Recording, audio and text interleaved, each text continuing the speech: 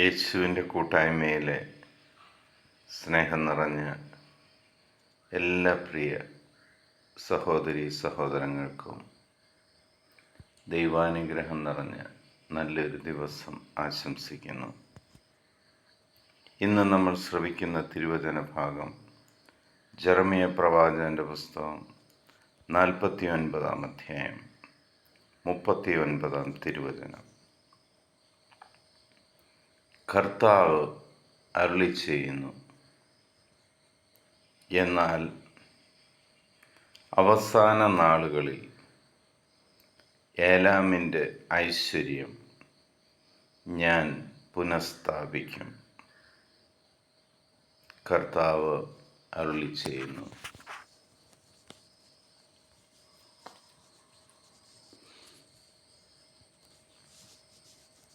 കർത്താവായ ദൈവം ഇന്ന് നിങ്ങളോട് അരുളിച്ചെയ്യുന്ന ഒരു വചനമാണ്. നിങ്ങളുടെ ഐശ്വര്യം പുനഃസ്ഥാപിക്കും എന്ന്.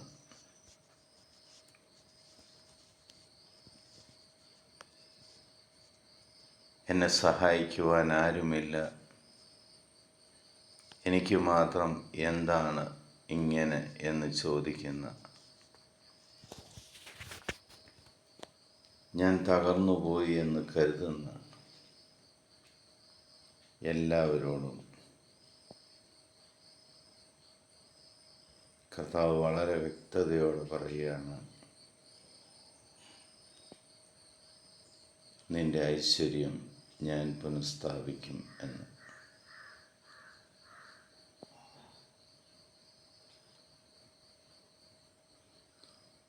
ഈ ദൈവവചനം നമുക്ക് നൽകുന്നത് ഒരു വാഗ്ദാനമാണ്.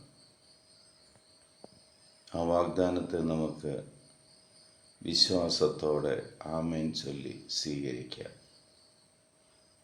കർത്താവ്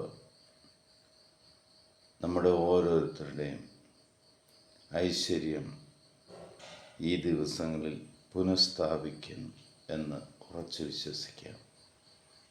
അതിന് ദൈവത്തിന് നന്ദി പറയാം.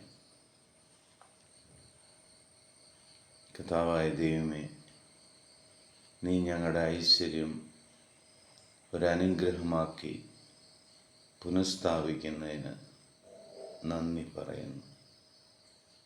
മക്കളെ നീ അനുഗ്രഹിക്കുന്നതിന് നന്ദി പറയുന്നു. ഇന്നത്തെ പ്രഭാതം കാണുവാൻ നീ ഞങ്ങളെ അനുഗ്രഹിച്ചതിന് നന്ദി പറയുന്നു. ഈ ദിവസം അനുഗ്രഹമായി മാറുന്നതിന് നന്ദി പറയുന്നു.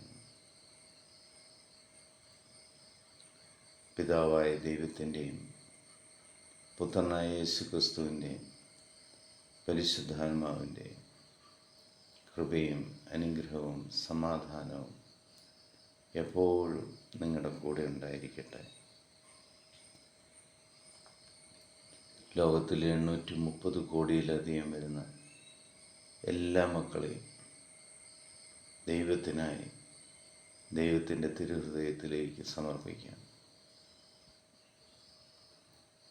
ലോകസമാധാനത്തിനായി പ്രാർത്ഥിക്കാം.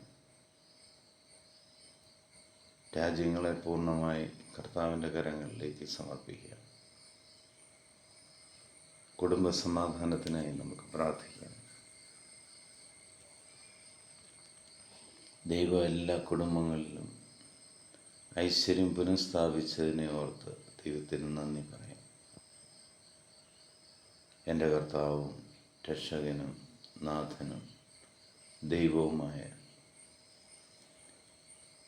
ജീവനുള്ള കർത്താവായ ഏകരക്ഷകനായ യേശുക്രിസ്തുവിൻ്റെ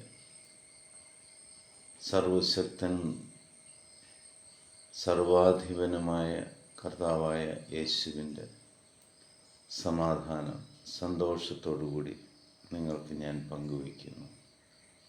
ഈശോ മിശിഹായ്ക്ക് സ്തുതിയായിരിക്കട്ടെ.